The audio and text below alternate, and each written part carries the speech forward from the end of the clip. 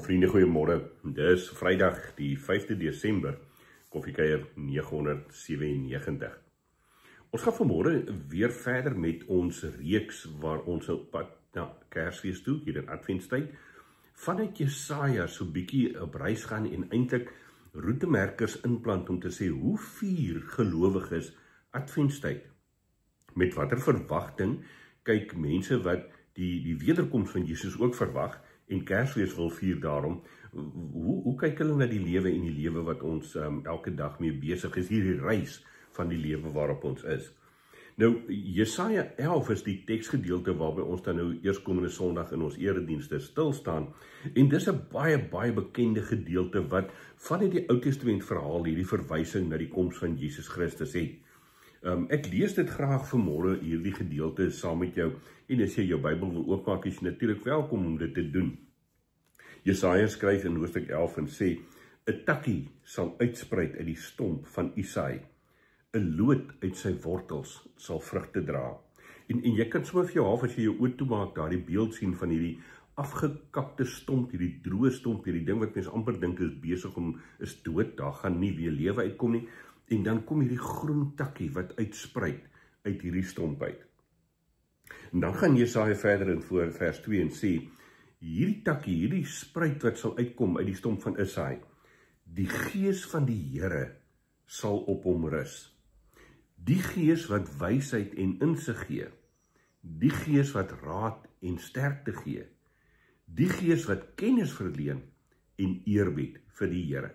So half baie poëties, digterlik wat hy dit skryf oor hoe die gees dan nou hierdie takkie uit die stomp van Isaai sal versterk. Dan in vers 3 praat hy meer oor die takkie verder. Hy sê, die takkie sal vreugde vind in die diens van die Here. Hy sal nie regspreek volgens uiterlike skyn nie, en nie oordeel volgens hoorsê nie. Hy sal die armes billik verhoor, en die ootmoediges in die land regverdig oordeel. Hy sal die goddeloses in die land hard oordeel, met sy uitsprake sal hy hulle om die lewe bring. Hy sal regverdig en betroubaar regeer. So half iets oor hierdie koning wat sal kom, en ons weet mos nou, dit verwys heen na Jesus Christus, ons koning, die koning met 'n hoofletter.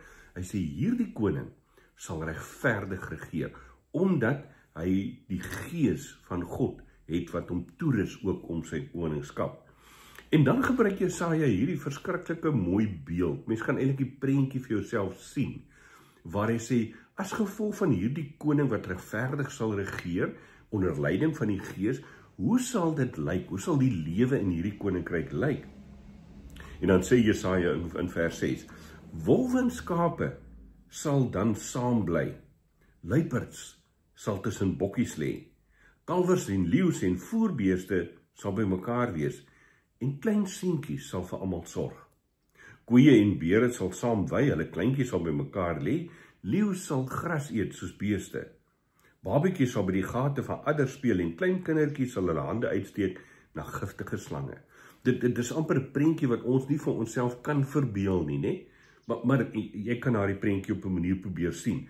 Dis 'n ideale wêreld, 'n utopia wil mense amper sê, waar daar absolute vrede gaan heers.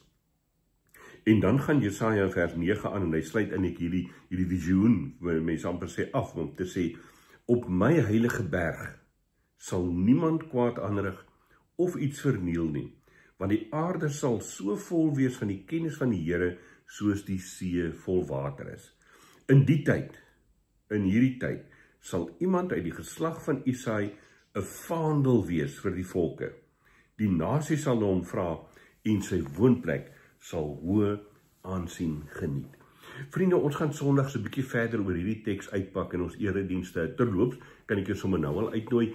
Dominee Piet Botha is by Kleinmondkerk aan die woord, en daardie skakel van ons erediens op ons YouTube kanaal sal natuurlik ook gedeel word deur ou Kobus op ons WhatsApp Koffiekuier groepe. Maar skakel gerus daarby in. Ek wil vanmôre vir jou eintlik net innooi, en ek sê, kom net en verbeel jou saam met my, saam met Jesaja, oor die lewe wat by God dan nou moontlik raak. En onmiddellik as mens dan nou hierdie prentjie sien van die wolwe en die skape wat saam bly en die luiperds en die bokkies wat saam lê, dan sê ons vir mekaar, na Christus se koms, het dit nie so gebeur nie, sy eerste koms nie. Daar's nog steeds oorlog, daar's nog steeds gevegte, mense beklei met mekaar en maak mekaar dood. En as daar 'n wolf en 'n skaap by mekaar uitkom, dan gaan die wolf 10 die skaap probeer vang en opvreet.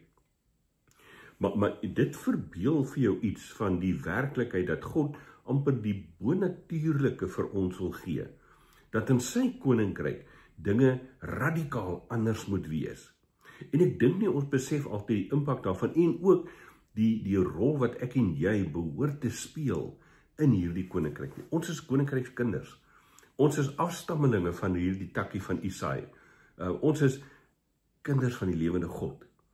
En ook vir ons is die Heilige Gees daar, het die Gees gekom om vir ons wysheid en insig te gee, raad en sterkte te gee, kennis te gee, eerbied vir die Here, wat daartoe moet lei dat ek en jy ook ander tipe lewens, 'n ander lewenstyl, radikaal ander lewens moet lei hier op aarde.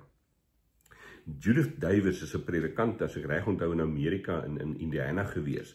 En sy skryf iewers baie pragtig oor hierdie gedeelte. Sy sê toe hulle seentjie Jamie klein was, so 3-4 jaar oud was, toe het een van die familielede vir hom 'n baba pop gegee. Nou, dis nou 'n klompie jare gelede, en seentjies het nie met poppe gespeel nie. Ons ken mos nou so half iets van daai ding. So die pop het deeltyd daar in die ouetjie se kamer gelê, en hy het nie hom baie gesteer aan die pop nie.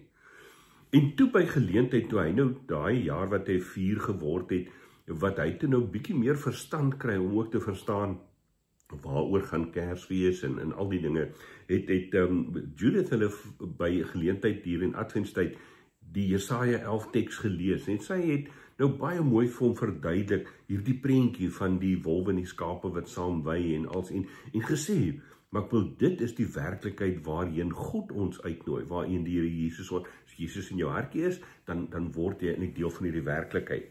En sy skryf so mooi daaroor, sy sê, die ouetjie het vreeslik aandagtige Jamie sit en luister na wat sy met hom gedeel het in hierdie huisgodsdienst gedeentheid oor Jesaja 11.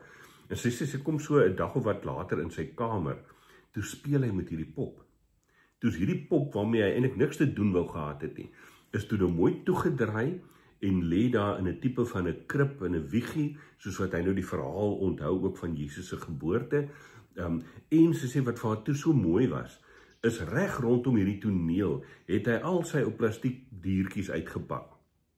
Maar nie die diere wat hier genoem word, of dan nou die skape en die donkies wat by die stal van Jesus was nie. Sy dinosaurs, sy kameelperde, sy renosters, sy olifante, you name it, al die plastiek diere wat hy gehad het, al die speelgoeddiertjies wat hy gehad het, tot Barney en Winnie the Pooh, blykbaar, was toe nou so rondom hierdie toneel uitgepak. En sy sê, toe sy dit sien, en sy besef net maar, iewers het hierdie ouetjie iets gesnap van die ander werklikheid, van die ander soortige wêreld, wat God vir ons graag wil gee. Het dit vir haar met nuwe hoop, laat kyk na hierdie boodskap van Jesaja 11, wat vir ons sê, op hierdie berg, op sy heilige berg, sal niemand kwaad aanrig nie, of iets verniel nie, want die aarde sal so vol wees van die kennis van die Here, soos die see vol water is.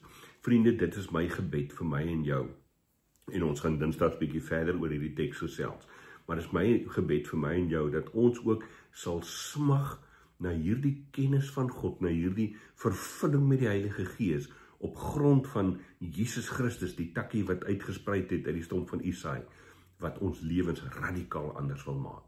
In hierdie lewe alreeds, maar ook in vervulling in die toekomstige lewe wat vir ons wag. Kom ons bid saam vanoggend. Here Jesus, baie dankie dat ons vanmôre ook op hierdie manier herinner kan word aan die andersoortige werklikheid wat u teenwoordigheid in die koms aarde toe die eerste keer, maar ook met die wederkoms vir ons moontlik gaan maak. Dankie dat u ons innooi om deel te raak van hierdie wêreld. Dat u ons ook toerus met u Gees om as koninkrykskinders in hierdie wêreld so te leef, dat die werklikheid van vrede en van hoop 'n ander groter realiteit word. Geef vir ons die krag en die genade om daaraan getrou te bly en dit so ook uitleef. Dankie dat ons dit mag bid, Here Jesus, in U naam. Amen.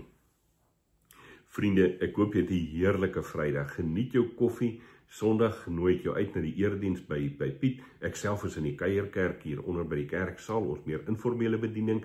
En dan gesels ons Dinsdag so 'n bietjie verder oor amper die appel wat hierdie gedeelte ook op my en jou plaas om deel te raak van hierdie koninkryk. Maar soos ek sê, intussen tyd geniet jou koffie.